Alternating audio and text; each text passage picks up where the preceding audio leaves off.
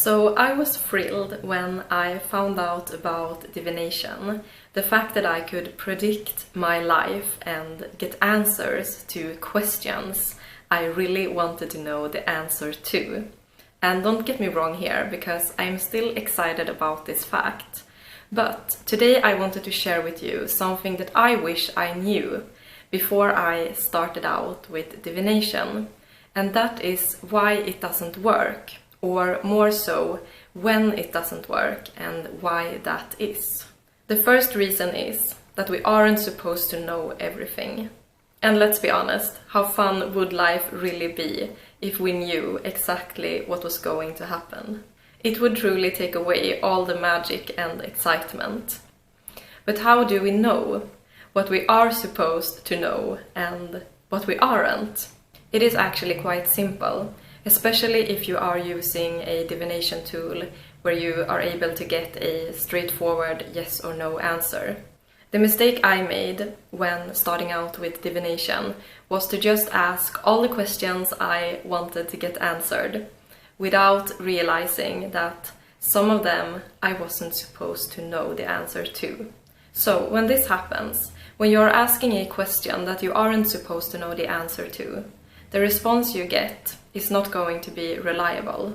But as I already mentioned, an easy way to fix this is to ask permission. So before you ask your oracle cards, your tarot cards, your pendulum, whatever divination tool you're using, begin by asking your angels, the universe, whatever you believe in.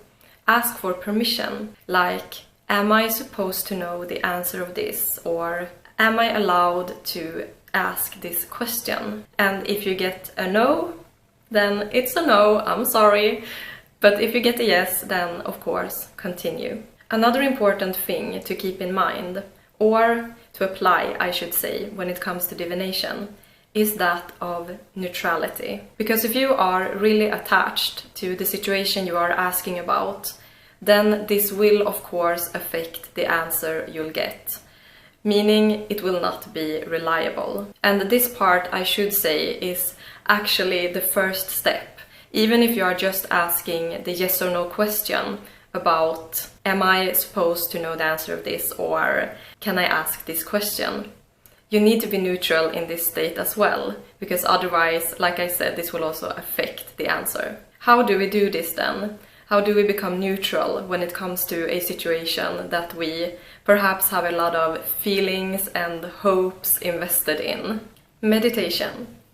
This is a perfect way to get to this neutral state. So if you have something you want to ask about that you are also very invested in, then I suggest you meditate before doing divination. Even if meditation is a great way to achieve this state of mind, it is still not guaranteed that we are going to get there. So I suggest you really use discernment, really ask yourself and be honest with yourself, because if you aren't neutral in connection to this situation, then you shouldn't be asking about it. The third and last part has to do with other people. And this is an area where we need to be extra careful while using divination tools. And in my opinion, this isn't something that I would want to be doing, because I wouldn't want some guy using divination trying to figure out what I feel about him or what's going on in my life. I feel that is like overstepping boundaries, and it is disrespectful and also kind of creepy. But with that said, I'm not completely against using divination when it comes to situations with other people. I just believe that it is super important that the questions you ask is from your own perspective. Meaning, instead of asking about their thoughts and their feelings and their life, ask questions from your perspective in this connection. Like, for example, how should I approach this situation? Should I ask them out? What is my next step? And so on and so forth. And I'm taking like a romantic connection as an example here, but this can of course be anything, like, should I call my dad today?